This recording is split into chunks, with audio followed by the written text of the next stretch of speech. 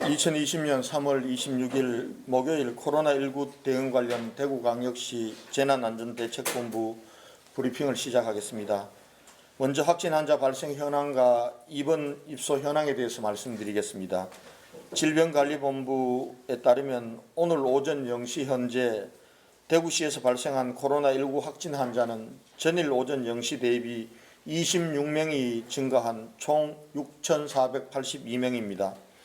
현재 확진 환자 1,875명은 전국 68개 병원에서 입원 치료 중이고 1,406명은 생활치료센터에서 치료 중입니다. 확진 판정 후 자가에서 치료 중이거나 대기 중인 환자는 93명입니다. 어제 하루 25명의 환자가 병원과 생활치료센터에 입원 입소하였고 오늘은 91명이 추가로 신규 입원 및 전원할 예정입니다. 완치 환자들도 계속 늘어나고 있습니다. 어제 하루 완치된 환자는 312명으로 현재까지 완치된 환자는 총 3,088명입니다. 완치율은 약 47.5%입니다. 사회복지생활시설 요양병원 및 정신병원에 대한 전수진단검사 마무리 상황에 대해서 말씀드리겠습니다. 어제까지 사회복지시설 및 요양병원 전수조사가 마무리되어 검체한 33,256명 중 33,000명은 음성으로 224명은 양성으로 나타났습니다. 전수진단검사와는 별개로 전수진단검사 전에 실시되었거나 또는 전수진단검사 이후에 3, 4일마다 한 번씩 하는 추가 조사에서 나타난 환자는 32명입니다. 한편 정신병원 종사자 전수진단검사는 완료되었습니다. 검체한 1,007명 중 846명은 음성으로 나타났고 달서구 소재 위드병원에서 어제 조리원 1명이 확진자가 발생하였습니다. 나머지 160명은 검사 결과를 기다리고 있습니다. 확진자가 발생한 위드병원에 대해서는 심측 역학조사가 진행 중입니다. 이 부분은 김종현 부단장님께서 다 추가 설명드릴 것입니다. 아울러 어제 하루 서구 소재 한사랑 요양병원에서 8명, 수성구 소재 김신요양병원에서 1명, 배성병원에서 1명의 확진자가 추가로 발생하였습니다. 이들 병원에서 발생한 환자들은 병원 내 격리 상태에서 발생하였습니다. 사망자 현황과 상세한 환자의 건강 상태와 관리에 대해서는 대구시 감염병관리지원단 김신우 단장님께서 역학조사 진행 상황은 김종현 부단장님께서 재브리핑 후에 설명드리도록 하겠습니다. 해외 입국자 감염관리 강화 방안에 대해서 말씀드리겠습니다. 최근 해외 입국자 중 확진자가 늘어나 지역사회에 재확산 우려가 커짐에 따라 정부는 이 해외 입국자에 대한 관리 방안을 발표하였습니다. 우리 대구시는 정부의 지침보다 한 단계 더 강화된 관리 방안을 추진할 예정입니다.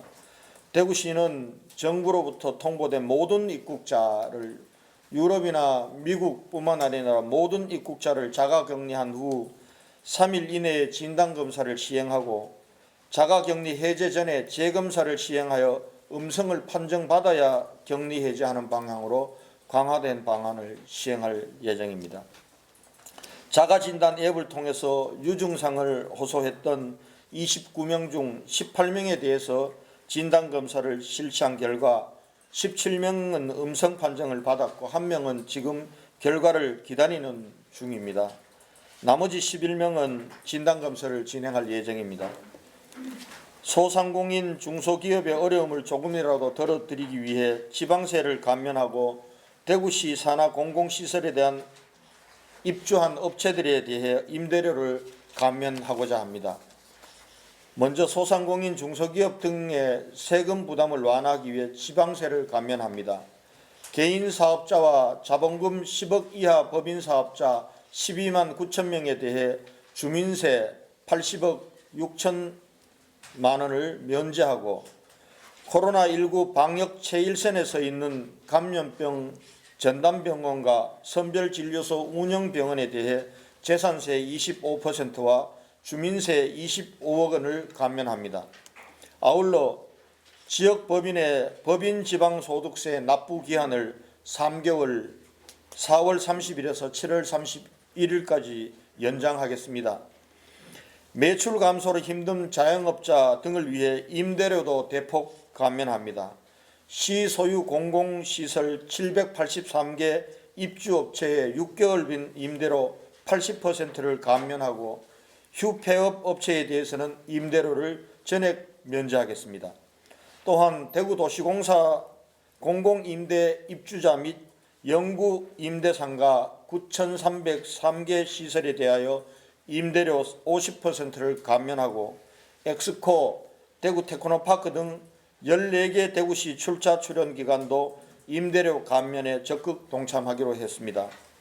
아울러 임대료를 인하해 주는 착한 임대인에 대해 임대료 인하액의 50%를 국세로 지원하고 있는 것에 더해서 대구시 차원에서 10%를 건축물 재산세에서 추가 감면하겠습니다. 이번 조치로 시민들은 약 300억 원 이상의 세금 및 임대료 절감 혜택을 받을 것으로 기대합니다. 시민 여러분, 지난 2월 18일 지역에 첫 확진자가 발생한 이후 연일 수백 명의 확진자가 나오고 6천 명을 넘어서면서 그동안 저와 대구 시민 모두 언제 끝날지 모르는 코로나19와의 싸움에 힘든 시간을 아직도 보내고 있습니다. 그러나 인류 역사상 정복하지 못한 바이러스는 없다는 어느 학자의 표현처럼 절대 꺼질 것 같지 않았던 코로나19의 불길도 이제 잡혀가고 있다는 긍정적인 징후가 나타나고 있습니다. 완치자는 날이 갈수록 늘어나고 병상과 생활치료센터 운영은 이제 안정을 찾았으며 신규 확진자는 15일째 두 자릿수 20-30명대를 유지하고 있습니다. 그동안 코로나19의 지역 확산을 완전히 차단하기 위해 시민 여러분께서 코로나19 종식 3.28 대구운동을 제안하면서 사회적 거리두기와 스스로 방역을 강조하고 지켜주실 것을 당부해 왔습니다. 고통을 감내하면서 함께해 주신 시민 여러분께 감사드립니다. 그러나 지금 우리 대구의 상황은 여전히 안심할 수 없는 상황입니다. 요양병원 등 집단시설에서의 확진자가 추가로 발생하고 있고 감염 경로를 확인할 수 없는 확진자도 소수이지만 계속해서 발생하고 있습니다. 또한 최근에는 해외 입국자로 인한 확산도 염려되고 있습니다. 전문가들은 코로나19가 쉽게 물러가지 않을 것이라고 진단하면서 자칫 경계를 늦출 경우 또다시 대유행으로 번질 우려가 있다고 경고하고 있습니다. 어쩌면 강한 봉쇄와 억제 정책이 더 필요한 시기라고 판단합니다. 그러나 벌써 한 달 이상을 코로나19로 인해 지역 경제가 무너지고 또 시민들의 일상은 모조리 빼앗겼고 또 시민들의 인내도 한계 상황에 온 것을 보면서 대구시 방역 책임자로서 앞으로 가야 할 길에 대해서 고민은 더 깊어지고 있습니다. 3월 28일 이후 정부의 강화된 사회적 거리두기에 동참하면서 남은 일주일을 어떻게 해야 할지 방역적 관점에서 보면은 중대한 위협인 총선과 개학에 대비한 방역 체계를 어떻게 강화해야 할지 고민하면서 전문가들과 많은 논의를 이어가고 있습니다. 조만간 새로운 상황에 대비하는 방역 대책 방향을 발표하고 시민 여러분들과 공유하도록 하겠습니다. 어떤 경우에라도 코로나19의 종식을 위해서는 시민 여러분께서 사회적 거리두기와 개인 위생 수칙을 준수하는 것이 최고의 방역 대책입니다. 거듭 강조하면서 부탁드립니다. 외출을 자제하고 이동을 최소화합시다. 다중 집회는 물론 335 모임도 하지 맙시다. 마스크 착용과 손 씻기, 2m 거리두기, 마주보고 식사하지 않기 등 개인 위생 수칙을 더 철저히 지킵시다. 발열, 기침, 오한, 구토, 설사 등 증상이 있으면 출근이나 외출을 하지 마시고 질병관리본부 콜센터나 보건소에 연락하여 안내를 받은 후 코로나19 검사를 반드시 받아주시기 바랍니다. 또 검사를 받은 후에도 결과가 나올 때까지는 반드시 자가에서 대기하고 타인과의 접촉을 금지해 주십시오. 완치되었거나 자가격리에서 해제된 사람이라고 하더라도 스스로 건강체크를 세심히 하면서 사회적 거리두기에 더 철저히 임해 주셔야 합니다. 그리고 사회적 연대가 어느 때보다 더 중요합니다. 서로 만나지는 못하더라도 전화와 문자 그리고 SNS로 서로 격려하고 응원하는 것도 잊지 맙시다.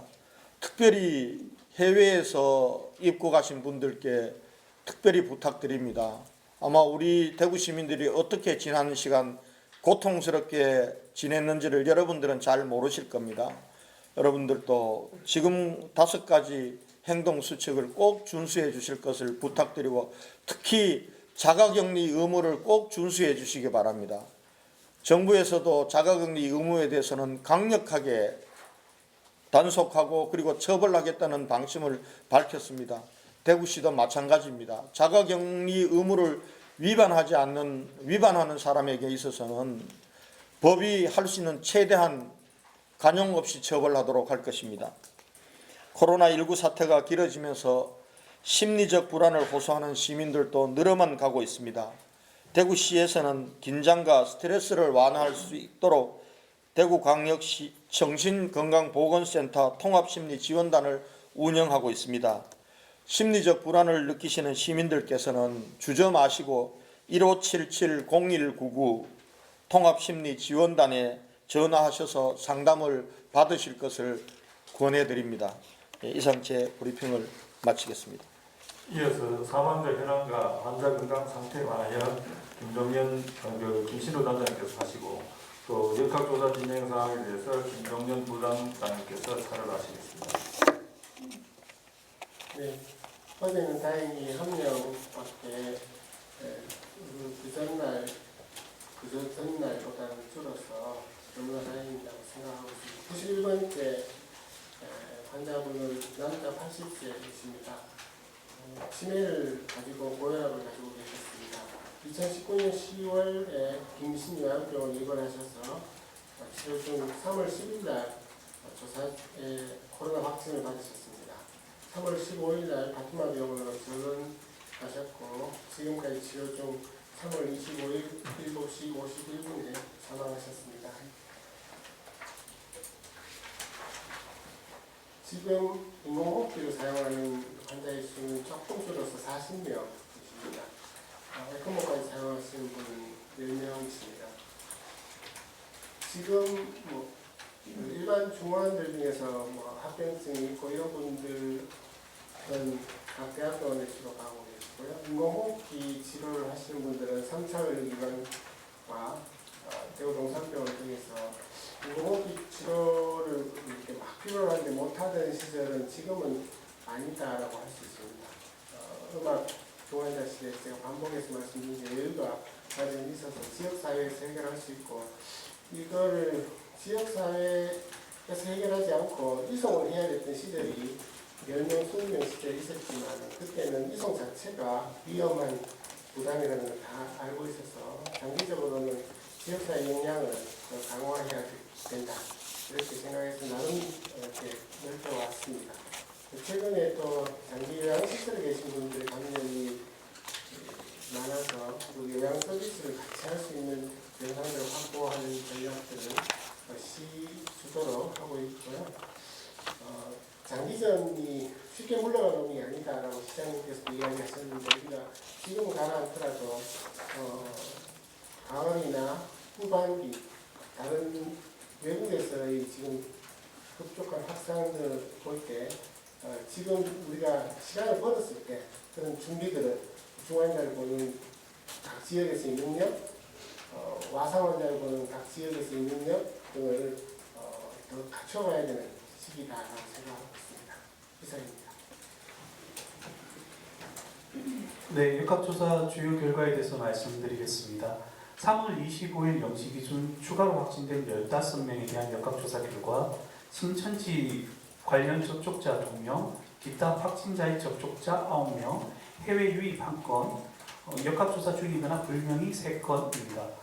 검사 경로별로는 선별진료소를 통해서 확진된 건이 2건, 접촉자 조사를 통해서 12건, 그 다음에 해외 유입 1건으로 확인되었습니다. 해외 유입 1건은 공항금융소에서 영국에서 들어오신 분으로 공항금융소에서 양성으로 나왔고 수도권의 병원에 입원해 계신 상태입니다. 어제 하루 동안 진행된 주요 역학조사 결과에 대해서 말씀드리겠습니다. 한사람요양병원은 어제 말씀드렸듯이 환자 8분이 추가 확진되셔서 현재 누적 확진자 수가 101명입니다. 8분의 확진이 발생한 것은 현재 코호트 격리되어진 환자들에 대해서 3일 간격으로 저희가 계속해서 확진 검사를 실시하고 있습니다. 그래서 3월 24일 실시한 3차 검사를 통해서 결과 8분의 환자가 확진되어졌습니다. 배성병원입니다. 배성병원은 어제 환자 한 분이 추가적으로 확진되셨습니다. 이 역시 3월 24일 코호트 격리되어져 있는 산청 병동 환자들에 대한 전수 3차 검사를 통해서 한 분이 추가 확진되셔서 현재까지 누적 확진자 수는 13명입니다. 김신요양병원에 어제 하루 간병사 한 분과 환자 3분이 추가적으로 확진되셨습니다. 그래서 현재까지 누적 40여 명이 확진이 되었습니다. 어제 정신병원 전수조사에서 조리원 한 명이 리드병원에서 조리원 한 명이 확진되어졌고 저희가 추가 역학조사를 오늘 실시할 예정입니다. 파티마 병원에서 퇴원한 환자의 보호자 한 분이 추가로 확진되어졌습니다. 그래서 지금까지 환자 8명, 종사자 5명, 퇴원 환자 2명, 보호자 4명이 확진되어졌습니다. 네, 이상입니다. 추가 한 가지 더 말씀드리겠습니다. 어제 대구 지역에서 정당 공천을 받은 후보자의 가족 중 한 분이 확진으로 확인되었습니다. 밀접 접촉자인 후보자에 대해서는 자가격리 조치하였고 오늘 심층 역학조사를 거쳐서 추가 조치할 예정입니다. 이상입니다. 네, 질문 받도록 하겠습니다. 질문하십시오. 권윤수 기자. 네, MBC 권혜수 기자입니다. 이제 해외 입국자에 대한 어떤 현황이 좀 궁금해지는데요. 어제 이 자리에서 우리 대구로 온 해외 입국자 166명 중 24명이 유증상이었다라고 발표를 하셨거든요. 오늘 현황을 좀 구체적으로 말씀해 주시기 바랍니다. 오늘 현황은 사실은 조금 줄었습니다. 지금 정부 질본 통계에서는 우리 미국이나 유럽 등에서 들어오지 않은 무증상자 부분들을 통계상 질본 시스템상에서는 빼기로 했기 때문에 오늘은 사실은 147명으로 줄어들었습니다. 줄어들었는데 저희는 이 부분들도 다시 계속해서 정부에 요구를 할 생각입니다. 무증상자라 하더라도 명단 전체를 저희가 관리해야 될 사람들이라면은 저희에게 다 이렇게 넘겨주도록 그렇게 요구할 계획입니다. 지금 전국적으로 해외 입국자에 대해서 각 지자체마다 굉장히 걱정이 많고 또 여기에 대한 관리 방안을 짜는데 굉장히 애를 먹고 있습니다. 저희도 비슷한 상황입니다. 우리 내부의 감염원을 찾아서 격리하고 시민사회에서 확산을 막아야 되는 그런 애로사항도 있고 그 환경도 지금 총선과 개학이라고 하는 환경이 오면은 대단히 불안정하고 우려스러운 상황이 오는 데다가 해외에서 계속 유입하고 있어서 그러나 어쩔 수 없습니다. 아무리 힘들더라도 두 가지 다를 국내외 방역 부분들을 함께 해야 되기 때문에 다만 그 정보를 정확하게 저희에게 빠른 시간 내에 주실 것을 지금 정부에 요청하고 있다는 말씀을 드리겠습니다. 지금 현재 어제 유증상자 29명 중에 아까 말씀드렸듯이 18명은 진단검사를 어제 실시했습니다. 그 중에 17명은 음성 판정을 받았고 1명은 오늘 결과가 나올 것이고 나머지 11명도 오늘 중으로 가능한 검사를 1차 검사를 받도록 하겠습니다. 그러나 음성이 나왔다고 해서 해결되는 것이 아닙니다. 저희는 14일간 자가격리 상태를 엄격히 유지하고 그리고 14일 임박해서 진단검사를 다시 받아서 음성이 나와야 자가격리를 해제하는 게 대구시의 방침이라는 말씀을 드리겠습니다. 예, 이주영 기자님.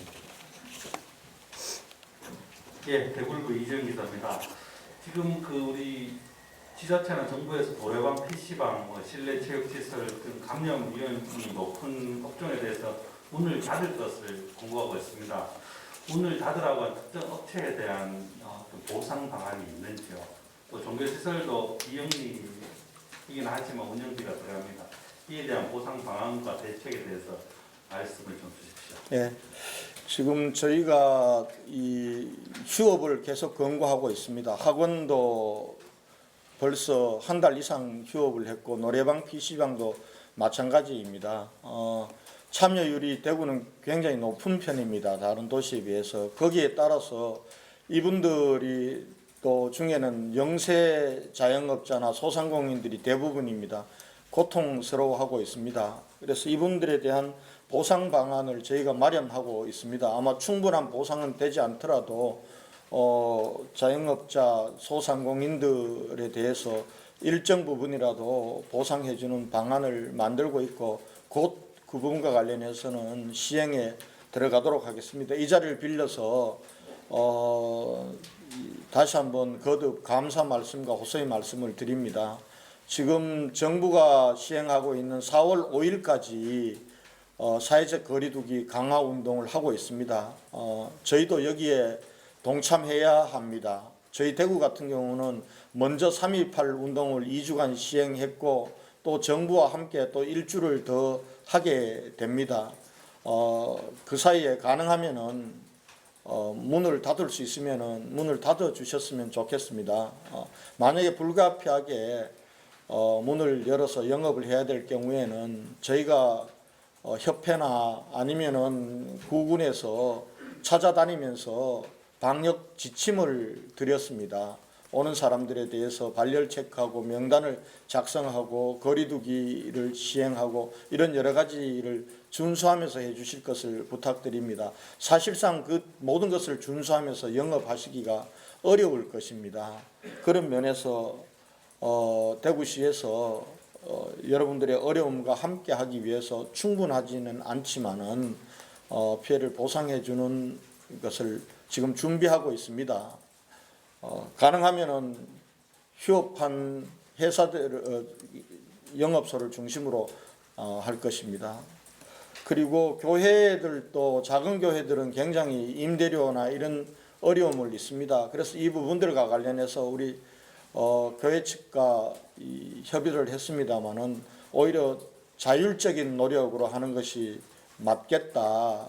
정부나 대구시의 지원에 의존하는 것은 신앙인으로서 맞지 않을 것 같아 이렇게 생각을 해주셨습니다. 그 뜻을 정말 고맙게 생각합니다. 아마 교회들도 굉장히 어려운 상황이라는 얘기를 듣고 있습니다. 예. 네, 박철희 기자님. 수고하셨습니다. TBC 박철희 기자입니다. 방금도 소상공인 얘기 나오긴 했지만 정부의 재난대책비 3천억 원 관련해서 현재 정부 내시가 이제 전달된 상태인지 또 이걸 기반으로 이제 소상공인 생존자금 지원은 어떻게 진행되고 있는지 현황 설명 좀 부탁드리고요. 나도 긴급 생계비 지원 관련해서 이제 선불카드 제작이나 등급등 발송, 또 지원 대상 분류 등 관련 행정 비용이 어느 정도 들어가는지 또 그럼에도 불구하고 이제 이 방식 선불카드나 상품권 지급 방식을 선택한 이유도 이전에 한번 언급을 하셨겠지만 한 번 더 좀 시민들한테 설명 좀 부탁드리겠습니다. 예. 재난대책비는 내시가 어제 내려왔습니다. 지금 내시가 내려오지 않고 협의 중에 있는 것은 피해 상인들 보상과 관련된 예산과 관련해서는 지금 아직 구체적인 내시가 내려오지 않았습니다. 그래서 재난대책비도 피해 상인 보상비와 생계지원 부분들을 중심으로 지급되는 것이기 때문에 피해 상인 보상에 대한 구체적인 정보 내시 부분들이 내려와야 저희들이 어떻게 활용할지에 대해서 구체적인 방향을 잡을 수 있을 것 같습니다. 아마 조만간 내려올 것 같습니다. 이것이 내려오면은 지금 현재 준비는 자영업자 소상공인들 지원을 위한 준비 작업은 지금 착실히 하고 있습니다. 이 내시가 내려오면은 이 부분들은 추경 편성 전 예산으로 집행할 준비를 하고 있다는 말씀을 드립니다. 우선 집행을 하고 나중에 추경 부분들과 관련된 절차를 밟을 생각입니다. 그리고 선불카드와 상품권으로 할 수밖에 없는 것은 지금 이 주민들의 긴급 생계지원이란 이름이든 아니면 재난기본소득이란 이름이든 이렇게 지원하는 모든 대한민국의 시도가 현금 지원이 아닙니다. 그것은 어려운 분들을 도와주고 또 그것이 다시 소비로 이어져서 지역경제 활성화에 좀 도움이 되도록 한다라는 선순환 구조를 만들기 위해서 현금이 아니라 선불카드나 또 지역화폐나 온누리 상품권으로 지급할 예정입니다. 저희 대구도 마찬가지입니다. 조금 선불카드를 만드는데 조금 시간이 소요되더라도 선불카드와 온누리 상품권을 통해서 긴급한 생계 지원도 되고 또 그것이 돌아서 자영업자들이라든지 소상공인들 지원을 받아야 될 분들 지역경제 활성화에 도움이 되는 방향으로 가기 위해서 그렇게 하고 있다는 말씀을 드리고요. 물론 선불카드와 관련해서는 일정 부분 수수료가 듭니다. 수수료가 들지만은 이 부분들은 결국 지역경제 활성화를 위해서 선불카드로 가는 실익이 편익이 훨씬 더 크기 때문에 선불카드를 하도록 하겠습니다. 다만 지금 선불카드는 대구도 선불카드로 하고자 정책을 이미 결정을 했고요. 50만 원까지는 선불카드, 나머지 추가분들은 온누리 상품권으로 하기로 했습니다. 선불카드를 하고자 하는 곳들이 서울시도 그렇고 많습니다. 그래서 선불카드와 관련된 발급에 드는 시간들이 다소 지연될 우려가 모든 지자체가 동시에 안고 있는 상황입니다. 다행히 저희 대구가 가장 먼저 시작을 했습니다. 그래서 선불카드 발급하는 데까지 한 달 정도 걸리는 것을 한 20일 정도로 당겨서 4월 9일 날 최초의 선불카드 2만 장을 대구은행을 통해서 저희 대구시에 전달하기로 되어 있습니다. 그러면 4월 10일부터 선불카드와 온누리 상품권을 가지고 긴급하게 필요한 분들에게 나눠드릴 수 있을 겁니다. 이것도 사실은 많이 늦은 겁니다. 기다리는 입장에서는. 그러나 우리가 아무리 급하다고 해서 시를 바늘 허리에 끼워서 쓸 수는 없습니다. 그런 면에서 저희 대구시가 하루라도 당기려고 많은 애를 쓰고 있습니다. 그 점을 이해해 주실 것을 부탁의 말씀을 드리겠습니다. 네. 예, 동아일보 맹맹주 기자. 예, 동아일보 맹민주입니다. 오늘 오후 4시에 시도지사 협의회에서 이제 화상회의 통해서 재난자원 관련해서 회의 진행을 한다고 말씀을 들었습니다. 이 회의를 어떤 분이 어떤 이유로 그리고 오늘 어떤 부분에 대해서 논의하실지에 대해서 듣고 싶습니다. 지금 시도지사들이 만나서 회의를 못하고 있습니다. 각자 방역 대책에도 바쁘고 그리고 지금 만나는 것도 사회적 거리두기에 위배되기 때문에 오늘 영상회의로 하기로 했습니다. 제가 몇몇 분의 의견을 도지사님들의 의견을 받아서 제가 회장으로서 오늘 회의를 소집을 했습니다. 오늘 논의는 지금 현재 전국적인 이 방역 대책 상황과 그리고 각 시도가 하고 있는 방역 상황을 점검을 하는 것이 하나의 목표고요. 두 번째는 지금 긴급 생계 자금이나 재난 기본소득이란 형태로 각 시도가 각자 지금 알아서 하고 있습니다. 이 부분들에 대해서 한번 통일적인 지원 방식을 논의하고 이 부분들을 정부에 건의하는 그런 일들을 하기 위해서 오늘 지도지사 총회를 영상회의로 개최한다 이렇게 말씀드리겠습니다. 예. 네, 한국일보 김재현 기자님. 예, 한국일보 김재현입니다.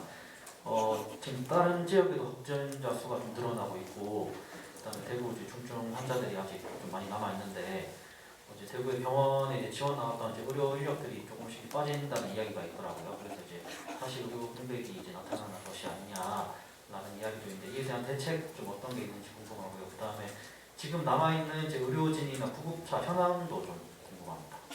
의료진 현황, 구급차 현황은 제가 미처 기억을 못하고 있습니다. 파악해서 알려드리도록 하겠습니다.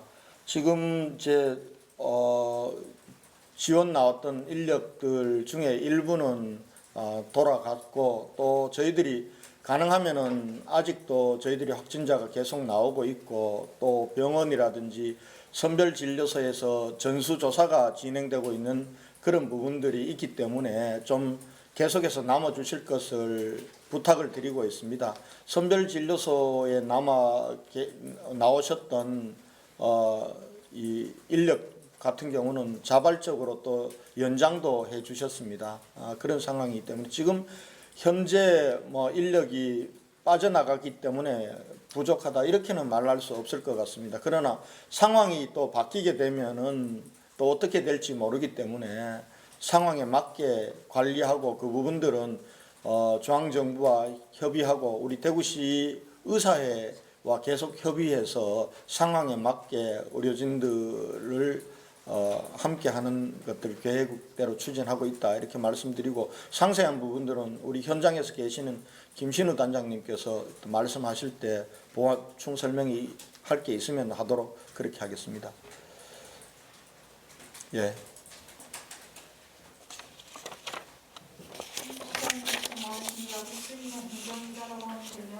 질문이 좀 많아요.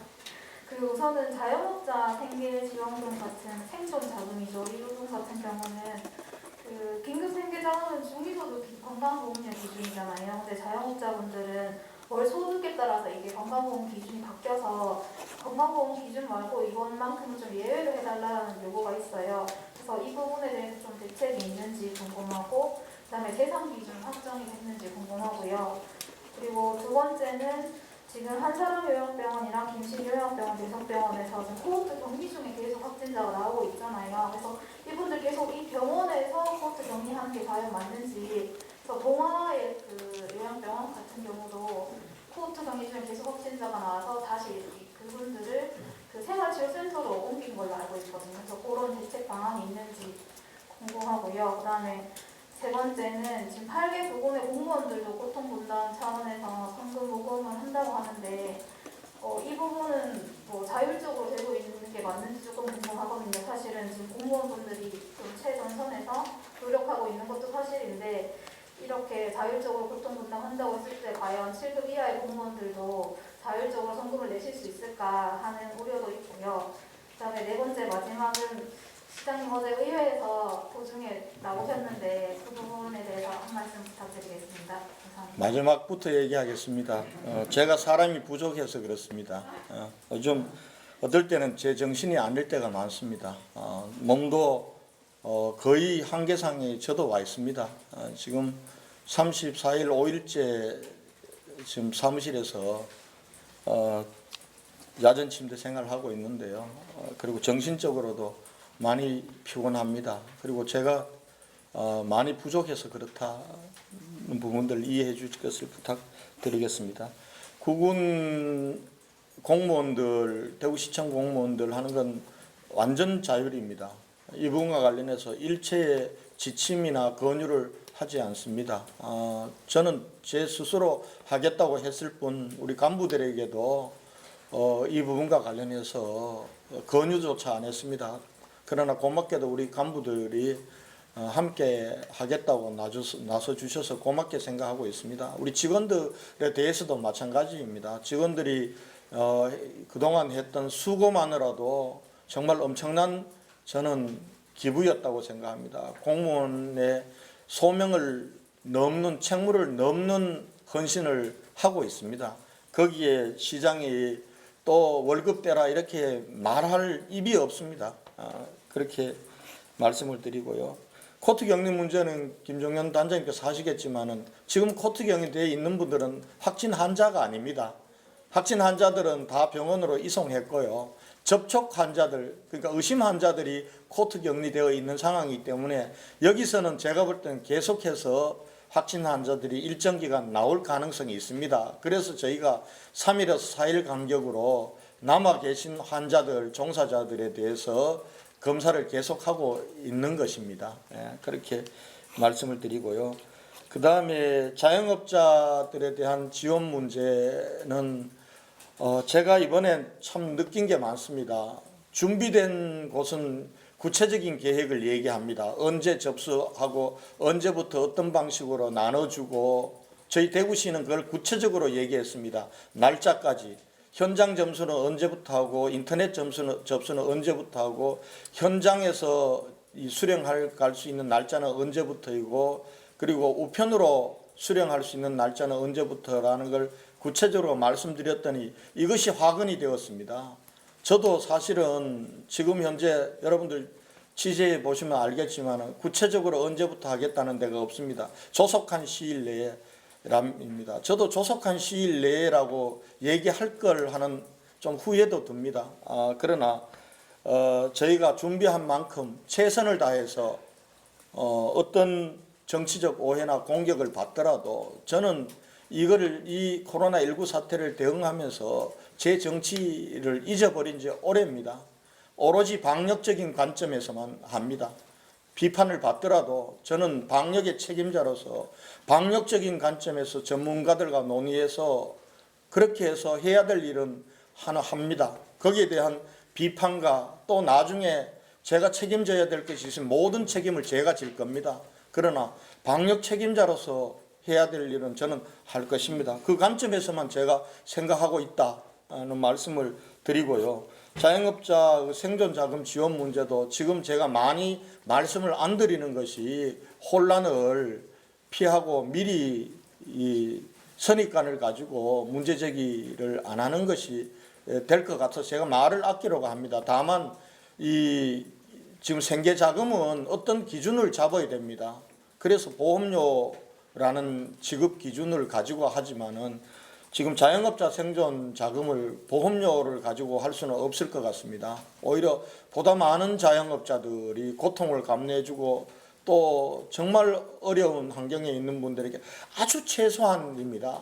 임대료 보존해주는 정도의 지원입니다. 나머지 부분들은 경영안정자금이라든지 코로나 특례 자금이라든지 금융지원을 통해서 아마 그분들의 필요한 부분들을 하게 될 것이고 이 부분들은 아주 작은 부분이지만은 그래도 아쉬울 겁니다.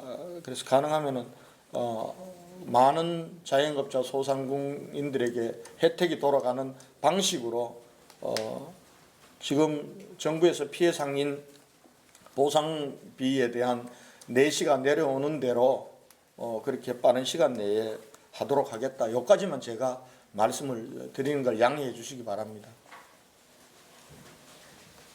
네, 그러면은 우리 김신우 단장님하고 김종현 부단장님이 추가 질문을 받고 저한테 대한 질문과 답변 여기서 마치도록 하겠습니다. 네,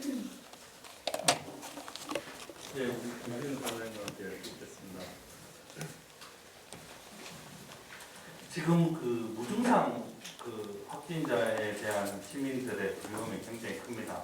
무증상 확진자의 경우 본인도 모르고 접촉자도 모르는 경우가 많아서 가족촉의 어떤 기회가 많은데 무증상 확진자들에 대한 어떤 보건당국의 대책이 있는지 하나고요. 또 하나는 지금 우리 정신건강복지센터 통합심리지원단에서 정신과 선생님들이 상담을 통해 가지고 봉사를 하고 있습니다. 근데 그분들의 얘기는 사실 자가격리 중인 분들은 밖에서 나오지도 못하는데 불면증으로 고통을 받고 있으면 신경안정제 같은 걸 처방을 해야 되는데 그게 현행법상 불법이라 가지고 처방을 못 하고 있다고 합니다. 그런 부분에 대해서 일시적인 제도 개선이 필요한지 말씀 부탁드리겠습니다.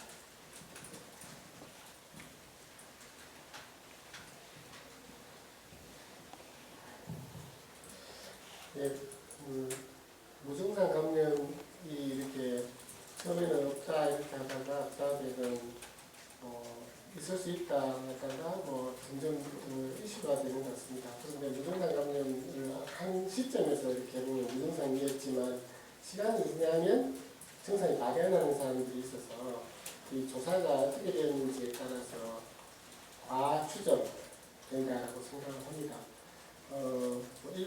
너무도 나온 건 사실 아직 없습니다.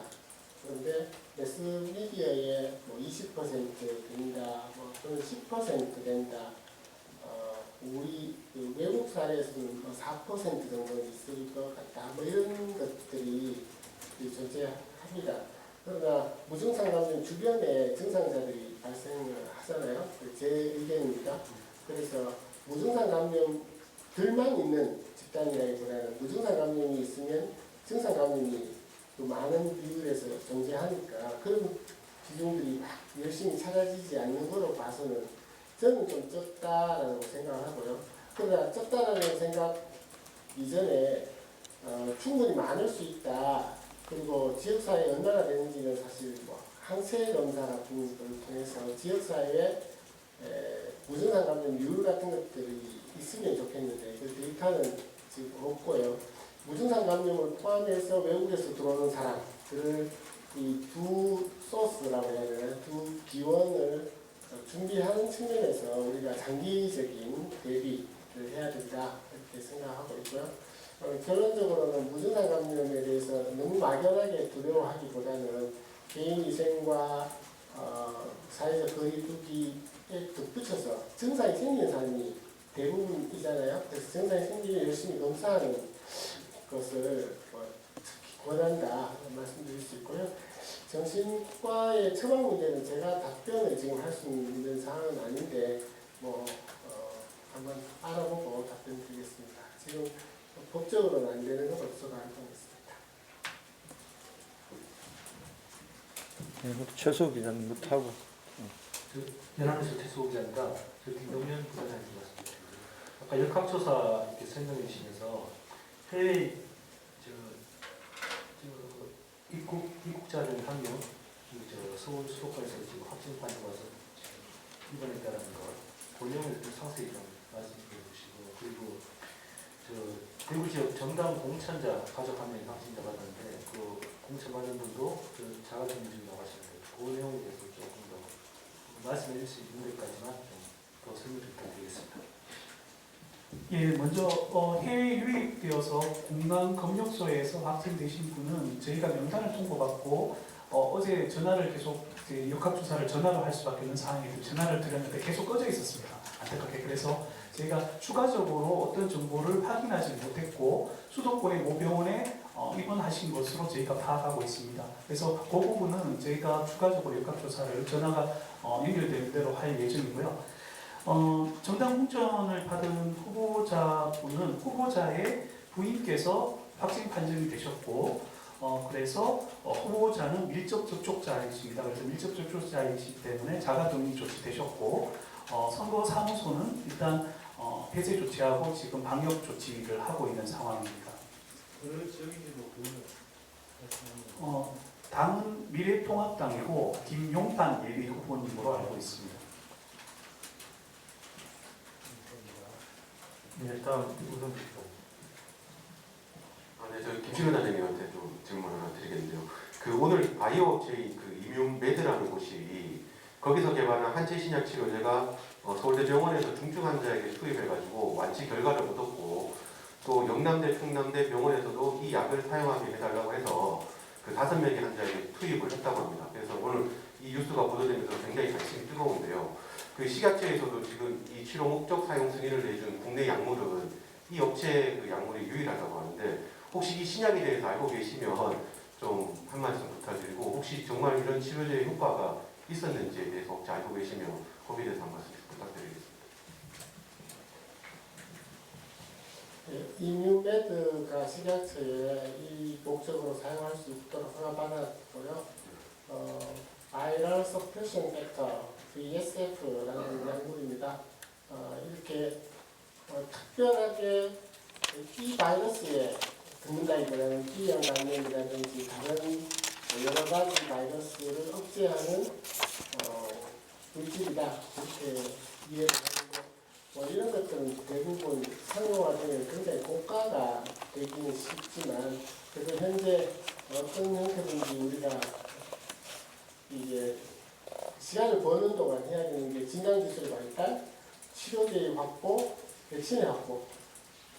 진단은 지금 스탠다드보다 훨씬 빠르고 싼 거를 완전히 찾아내는 것.